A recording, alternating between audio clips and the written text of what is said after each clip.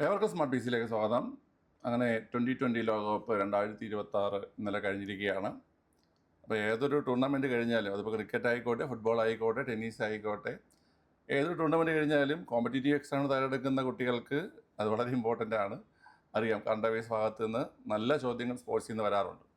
അപ്പോൾ ഈ നടന്ന 2026 2020 ലോകകപ്പുമായി ബന്ധപ്പെട്ട് എന്തൊക്കെ കാര്യങ്ങൾ ചോദിക്കാം, അല്ലെങ്കിൽ എന്തൊക്കെ നമ്മൾ പഠിക്കണം എന്നുള്ള കാര്യങ്ങളാണ് ഈ ഒരു ക്ലാസ്സിൽ ഉൾപ്പെടുത്തിയിരിക്കുന്നത്.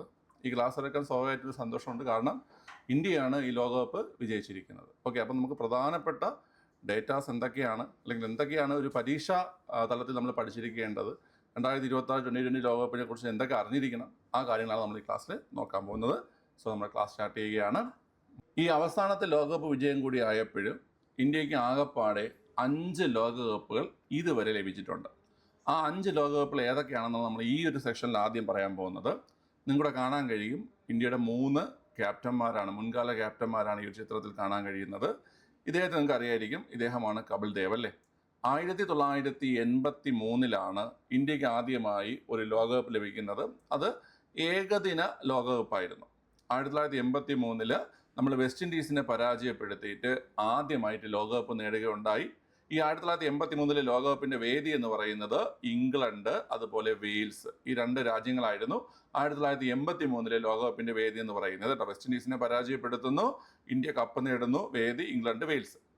അതിനുശേഷം നമ്മൾ ലോകകപ്പ് നേടുന്നത് 2007 2007 ആദ്യത്തെ 2020 ലോകകപ്പ്, 2007 ആദ്യത്തെ 2020 ലോകകപ്പ് നമ്മൾ നേടുകയുണ്ടായി. 2007 ആദ്യത്തെ 2020 ലോകകപ്പിന്റെ വേദി സൗത്ത് ആഫ്രിക്കയാണ്.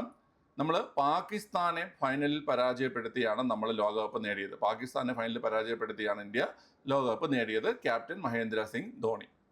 അതിനുശേഷം നമ്മൾ ലോകകപ്പ് നേടുന്നത് 2011 ഏകദിന ലോകകപ്പാണ് നേടിയത്. 2011 ഏകദിന ലോകകപ്പ് നേടി മഹേന്ദ്ര സിംഗ് ധോണിയുടെ ക്യാപ്റ്റൻസിയിൽ. അതിൻ്റെ വേദി ചോദിക്കുകയാണെങ്കിൽ 3 രാജ്യങ്ങളാണ്, ഇന്ത്യ, ശ്രീലങ്ക, ബംഗ്ലാദേശ്. ഇന്ത്യ, ശ്രീലങ്ക, ബംഗ്ലാദേശ് എന്നീ 3 രാജ്യങ്ങളിലായിട്ടാണ് 2011 ഏകദിന ലോകകപ്പ് നടന്നത്. ഇന്ത്യ ഫൈനലിൽ പരാജയപ്പെടുത്തിയത് ശ്രീലങ്കയാണ്. ഇന്ത്യ ഫൈനലിൽ ശ്രീലങ്കയെ പരാജയപ്പെടുത്തി ലോകകപ്പ് നേടി.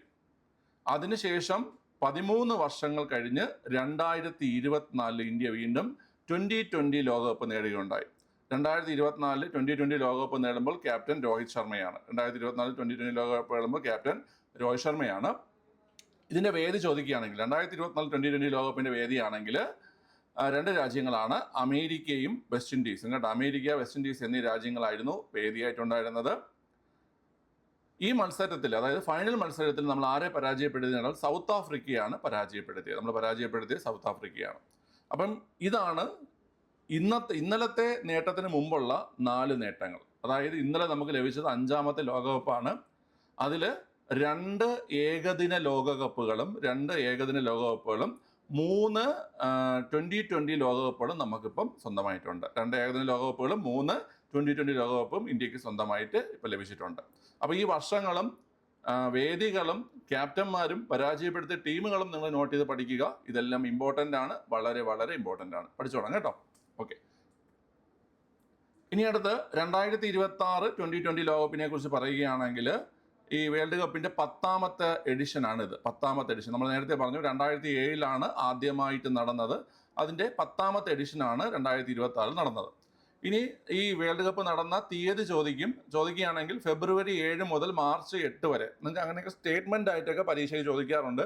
ഫെബ്രുവരി 7 മുതൽ മാർച്ച് മാസം 8 വരെയാണ് മത്സരങ്ങൾ നടന്നത്. വേദി ഇന്ത്യയും ശ്രീലങ്കയുമായിരുന്നു വേദിയായിട്ടുണ്ട്. ഇന്ത്യ മാത്രമല്ല, ഇന്ത്യയിലും ശ്രീലങ്കയിലുമായിട്ടാണ് മത്സരങ്ങൾ നടന്നത്. 20 ടീമുകൾ പങ്കെടുത്തു, 55 മത്സരങ്ങൾ ഉണ്ടായിരുന്നു. 20 ടീമുകൾ പങ്കെടുത്തു, 55 മത്സരങ്ങളാണ് ഉണ്ടായിരുന്നത്. അപ്പോൾ 10ാമത്തെ എഡിഷൻ ഫെബ്രുവരി 7 മുതൽ മാർച്ച് 8 വരെ. വേദി ഇന്ത്യ, ശ്രീലങ്ക, 20 ടീമുകൾ, 55 മത്സരങ്ങൾ. അപ്പോൾ ഇത്രയാണ് നിങ്ങൾ ബേസിക് ആയിട്ട് അറിഞ്ഞിരിക്കേണ്ട കാര്യം. പിന്നെ നമുക്ക് ചോദ്യം വരാൻ ചാൻസ് ഉള്ളത് ഫൈനലാണ്. ഫൈനലിന് മുമ്പ് നിങ്ങൾ മനസ്സിലാക്കിയിരിക്കേണ്ടത് സെമി ഫൈനലിൽ ആരൊക്കെ ഉണ്ടെന്ന് മനസ്സിലാക്കണം കേട്ടോ. സെമി ഫൈനലിൽ ആരൊക്കെ ഉണ്ടായിരുന്നെന്ന് കേട്ട് കഴിഞ്ഞാൽ, ഇപ്പം ഇന്ത്യ ആരെ പരാജയപ്പെടുത്തിയെന്ന് ഫൈനലിൽ വന്നതെന്ന് കേട്ട് കഴിഞ്ഞാൽ, ഇന്ത്യ ഇംഗ്ലണ്ടിനെ പരാജയപ്പെടുത്തിയെന്ന് ഫൈനലിൽ വന്നത്. അതായത് ഇംഗ്ലണ്ട് സെമി ഫൈനലിൽ എത്തിയായിരുന്നു. ന്യൂസിലൻഡ് ആരെ പരാജയപ്പെടുത്തിയാണ് ഫൈനലിൽ വന്നതെന്ന് കേട്ട് കഴിഞ്ഞാൽ, സൗത്ത് ആഫ്രിക്കയെ പരാജയപ്പെടുത്തിയാണ് ന്യൂസിലൻഡ് ഫൈനലിൽ എത്തിയത്. അപ്പം 4 ടീമുകൾ ആരൊക്കെയെന്നുള്ളത് സെമി ഫൈനലിൽ 4 ടീമുകൾ India, New Zealand, England, south Africa. India ഇംഗ്ലണ്ടിനെ പരാജയപ്പെടുത്തി ഫൈനലിൽ എത്തുന്നു. ന്യൂസിലാൻഡ് സൗത്ത് ആഫ്രിക്കയെ പരാജയപ്പെടുത്തി ഫൈനലിൽ എത്തുന്നു. ഇനി നമുക്ക് ഫൈനൽ നോക്കാം. ഫൈനൽ നടന്നത് ഏത് സ്റ്റേഡിയത്തിൽ നിന്ന് കേട്ട് കഴിഞ്ഞാൽ അഹമ്മദാബാദിലെ നരേന്ദ്രമോദി സ്റ്റേഡിയം. അഹമ്മദാബാദ് മൊട്ടേരയിലെ നരേന്ദ്രമോദി സ്റ്റേഡിയത്തിലാണ് ഫൈനൽ നടന്നത്. ഇന്ത്യൻ ടീമിന്റെ ക്യാപ്റ്റൻ സൂര്യകുമാർ യാദവും ന്യൂസിലാൻഡ് ടീമിന്റെ ക്യാപ്റ്റൻ മിച്ചൽ സാന്നറുമായിരുന്നു. ന്യൂസിലാൻഡിന്റെ ക്യാപ്റ്റൻ മിച്ചൽ സാന്നർ, ഇന്ത്യയുടെ ക്യാപ്റ്റൻ സൂര്യകുമാർ യാദവ്. ക്യാപ്റ്റന്മാരൊക്കെ ചോദിക്കും കേട്ടോ, പരീക്ഷയ്ക്ക് ഇമ്പോർട്ടൻ്റ് ആണ്. ഇന്ത്യയാണ് ആദ്യം ബാറ്റ് ചെയ്തത്. 255-5 എന്ന നിലയിൽ 20 ഓവറിൽ ഇന്ത്യ ഇന്ത്യൻ ഇന്നിങ്സ് പൂർത്തിയായി. 255-5 എന്ന നിലയിൽ ഇന്ത്യൻ ഇന്നിങ്സ് പൂർത്തിയാവുകയും അതിനെതിരെ മറുപടി ബാറ്റിംഗിന് ഇറങ്ങിയ ന്യൂസിലാൻഡ് 19 ഓവറിൽ 159 റണ്ണിന് ആൾ ഔട്ട് ആവുകയുമാണ് ചെയ്തത്. സ്കോർ ചോദിക്കാൻ ചാൻസ് ഇല്ല, എന്നാലും നിങ്ങൾ ജസ്റ്റ് ഒന്ന് ഓർത്തിരിക്കുക. ഇത് പക്ഷേ ഇമ്പോർട്ടൻ്റ് ആണ്. ഇന്ത്യ എത്ര റണ്ണിന് ജയിച്ചു എന്നുള്ളത്. ഇന്ത്യ 96 റണ്ണിനാണ് ജയിച്ചത്. 96 റണ്ണാണ് ഇന്ത്യ ജയിച്ചത് കേട്ടോ. അപ്പോൾ ഇന്ത്യ ആദ്യം ബാറ്റ് ചെയ്തു. 255-5 എന്ന നിലയിൽ ഇന്ത്യ ഇന്നിങ്സ് പൂർത്തിയാക്കുന്നു. രണ്ടാമത് ബാറ്റ് ചെയ്ത ന്യൂസിലാൻഡ് 159-ന് ഓൾ ഔട്ടായി 19 ഓവറിൽ. ഇന്ത്യ ജയിച്ചത് 96 റൺസിനാണ്. എത്ര റണ്ണ് ജയിച്ചെന്ന് ഓർത്ത് വെച്ചോണം. പ്ലെയർ ഓഫ് ദ മാച്ച് ആണെന്ന് കേട്ട് കഴിഞ്ഞാൽ ജസ്പ്രീത് ബുംറയാണ്. Player of the match Jasprit ബുംറയാണ്. 4 ഓവറിൽ 15 റൺസിന് 4 വിക്കറ്റാണ് ജസ്പ്രീത് ബുംറയ്ക്ക് കിട്ടിയത്. 4 ഓവർ 15 റൺസിന് 4 വിക്കറ്റാണ് ബുംറ എടുത്തത്. അപ്പോൾ ഇത്രയും നിങ്ങൾ ഫൈനലുമായി ബന്ധപ്പെട്ടുള്ള കാര്യങ്ങളിൽ ഓർത്തിരിക്കണം. ഓക്കെ അല്ലേ? സ്റ്റേഡിയം മറക്കണ്ട, അഹമ്മദാബാദ് മൊട്ടേര നരേന്ദ്രമോദി സ്റ്റേഡിയം. അടുത്ത ഏറ്റവും ഇമ്പോർട്ടൻ്റ് ആയിട്ടുള്ള കാര്യം പ്ലെയർ ഓഫ് ദ ടൂർണമെൻ്റ് ആണെന്ന്. Player of the tournament Sanju V Samson ആണ്. 5 ഇന്നിങ്സിൽ നിന്ന് 321 റൺസാണ് സഞ്ജു സാംസൺ എടുത്തത്. ഈ സഞ്ജു സാംസണെ കുറിച്ച് നമ്മൾ പറയുകയാണെങ്കിൽ ഈ മത്സര പരീക്ഷയ്ക്ക് തയ്യാറെടുക്കുന്ന ആൾക്കാർ ഒരു മാതൃകയാക്കി എടുക്കേണ്ട ആളാണ്. നിങ്ങൾ ആലോചിച്ച് നോക്കിയേ, ഒരു ടൂർണമെൻറ്റിൻ്റെ ആദ്യ പകുതിയിൽ മത്സരിക്കാതിരിക്കുന്ന ഒരാൾ അല്ലെങ്കിൽ കളികളിൽ പങ്കെടുക്കാതിരിക്കുന്ന ഒരാൾ രണ്ടാം പകുതിയിൽ ഇറങ്ങി ആ ടൂർണമെൻറ്റിൻ്റെ തന്നെ പ്ലെയർ ഓഫ് ദി ടൂർണമെൻറ്റായി മാറുന്നെങ്കിൽ നമ്മൾ ഈ സിനിമകളിലൊക്കെ കാണുന്ന ഒരു ഓവർ ദ ടോപ്പ് പരിപാടിയില്ലേ, അപ്പോൾ അതാണ് സത്യമായിട്ട് ഇവിടെ നടന്നത്. ഓക്കെ, അപ്പം ഇദ്ദേഹത്തെ നമുക്ക് ഇൻസ്പിറേഷനായിട്ട് എടുക്കാം. അതായത് കിട്ടുന്ന അവസരങ്ങൾ എങ്ങനെ ഉപയോഗിക്കണം എന്നുള്ള ഒരു മാതൃകയാക്കിയിട്ട് ജീവിത വിജയം തേടുന്ന മത്സര പരീക്ഷയ്ക്ക് തയ്യാറെടുക്കുന്ന എല്ലാവരും ഇതെടുക്കേണ്ടതാണെന്ന് എൻ്റെ ഒരു അഭിപ്രായമുണ്ട്. ഓക്കെ, നിങ്ങളുടെ അഭിപ്രായങ്ങൾ താഴെ കമൻറ്റ് ചെയ്യുക. ഈ ഒരു തിരിച്ചുവരവിനെക്കുറിച്ചും അല്ലെങ്കിൽ ഇദ്ദേഹത്തിൻ്റെ ഈ ഒരു നേട്ടത്തെക്കുറിച്ചുമുള്ള നിങ്ങളുടെ അഭിപ്രായങ്ങൾ. ഓക്കെ അല്ലേ? അപ്പം player of the tournament Sanju V Samson ആണ്. 5 ഇന്നിങ്സിൽ നിന്ന് 321 റൺസാണ് സഞ്ജു വി സാംസൺ നേടിയത്. ഫൈനലിൽ 89 റൺസ് നേടി ഇന്ത്യയുടെ സ്കോർ ഉയർത്തുന്നതിൽ പ്രധാന ഘടകമായിരുന്നു അദ്ദേഹം. ഇനി അടുത്ത് ഏറ്റവും കൂടുതൽ റൺസ് ആർക്കെന്ന് കേട്ട് കഴിഞ്ഞാൽ അത് ഒരു പാകിസ്ഥാൻ താരത്തിനാണ്.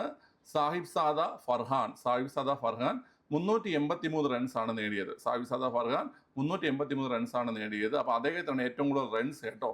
നിങ്ങൾ ഈ ആവേശം കയറി സഞ്ജു സാംസൺ എഴുതരുത്. Sanju Samson player of the tournament ആണ്. ഏറ്റവും കൂടുതൽ റൺസ് ആണെന്ന് കേട്ട് കഴിഞ്ഞാൽ സാഹിബ് സാദ ഫർഹാൻ. ഫൈനലിലെ മാൻ ഓഫ് ദ മാച്ച് ആണെന്ന് കേട്ട് കഴിഞ്ഞാൽ അത് ജസ്പ്രീത് ബുംറയാണ്. അതും ഇമ്പോർട്ടൻ്റ് ആണ്. അടുത്ത് മോസ്റ്റ് വിക്കറ്റ്സ്, ഏറ്റവും കൂടുതൽ വിക്കറ്റുകൾ നേടിയത് 2 പേരാണ്. 2 പേരും ഇന്ത്യക്കാരാണ് കേട്ടോ. ജസ്പ്രീത് ബുംറയും അതുപോലെ തന്നെ വരുൺ ചക്രവർത്തിയും. 2 പേർക്കും 14 വിക്കറ്റുകൾ വീതമാണ് ലഭിച്ചത്. അപ്പോൾ ഏറ്റവും കൂടുതൽ വിക്കറ്റ് നേടിയത് ബുംറ, അതുപോലെ വരുൺ ചക്രവർത്തി. 14 വിക്കറ്റുകൾ വീതമാണ് ലഭിച്ചത്. ഓക്കെ അല്ലേ? അപ്പം ഇത്രയാണ് 2026 T20 വേൾഡ് കപ്പുമായി ബന്ധപ്പെട്ടിട്ടുള്ള പ്രധാനപ്പെട്ട കാര്യങ്ങൾ. ഇനി എന്തെങ്കിലുമൊക്കെ എക്സ്ട്രാ കാര്യങ്ങൾ നിങ്ങൾക്ക് പറയാനുണ്ടെങ്കിൽ താഴെ കമൻറ്റിൽ നിങ്ങൾക്ക് രേഖപ്പെടുത്താം. അപ്പോൾ മറ്റൊരു വീഡിയോയുമായി വീണ്ടും കാണാം. ഓക്കെ, ശരി, ബൈ.